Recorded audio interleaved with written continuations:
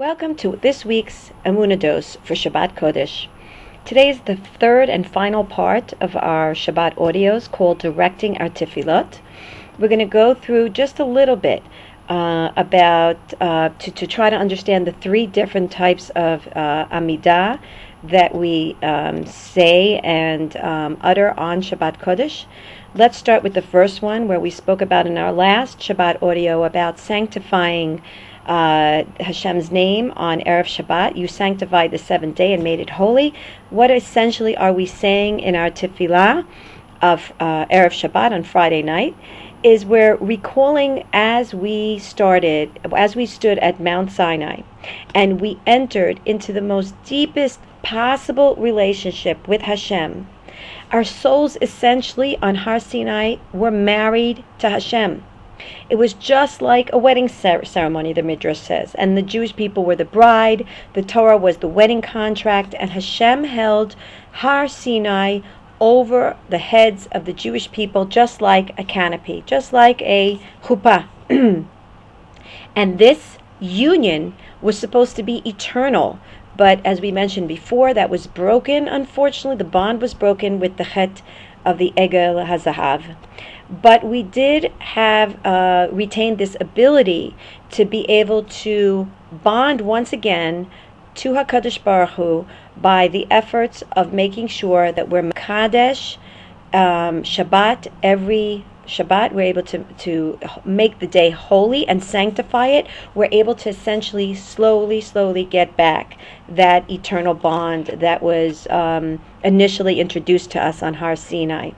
So when we speak about and we recite the Amidah of Erev Shabbat, we should have in mind the idea of sanctifying, marrying, the Kadesh, to marry Hashem once again and bond back in true love with Him as we first felt on Har Sinai. So that is elevating our tefillot with that kavana on Friday night, on Erev Shabbos. On Shabbat morning, we talk about the gift that was given to Moshe Rabbeinu, a faithful servant. What is this gift? This is the gift that was given to us. The gift that essentially we received on Shabbat was given to us through Moshe Rabbeinu. Moshe Rabbeinu rejoiced in the gift that he was able to give to us, the fact that he could help us to be able to reach that place of spiritual perfection. He rejoiced at being able to see the preciousness of the Shabbat day, that it was through Shabbat that we were going to be able to, once again, Be'ezrat Hashem, be worthy of coming close to Hashem and receive that crown of light once again every Shabbat through our own efforts.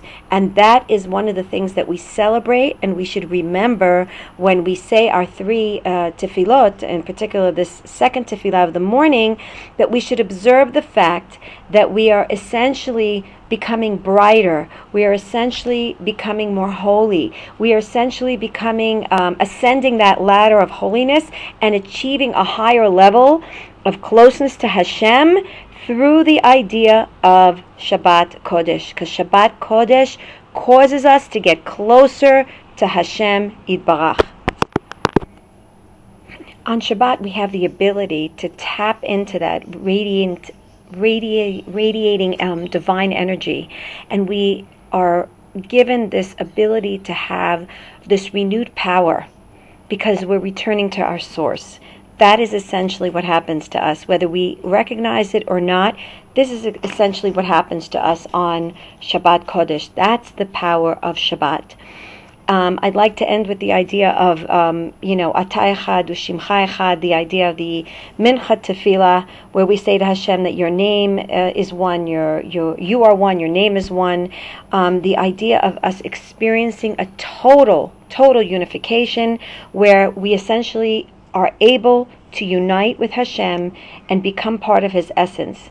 So it's a build-up. The whole Shabbat is sort of like this build-up where we start in one place, and hopefully, Be'ezrat Hashem, at the time we reach the Amidah of Mincha, we're able to draw down that light in such a way that we're actually longing for Dvekut, growing in our intensity of feeling the Dvekut, and that is the way we essentially feel by the time Shabbat is over, and we carry some of that with us in our relationship to Hashem throughout the coming week, Be'ezrat Hashem. And that is hopefully what we're trying to do throughout the three special tefillot of Shabbat Kodesh.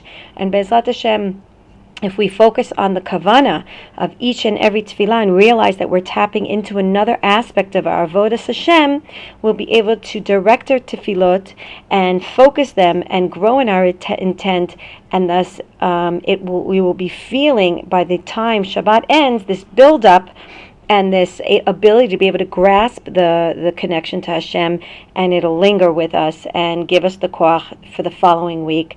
We should have a wonderful Shabbat for us, all of Klal Yisrael. Amen.